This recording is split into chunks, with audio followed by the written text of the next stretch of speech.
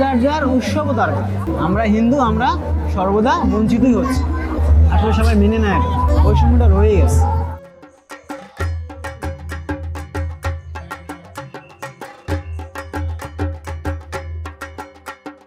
তাই না?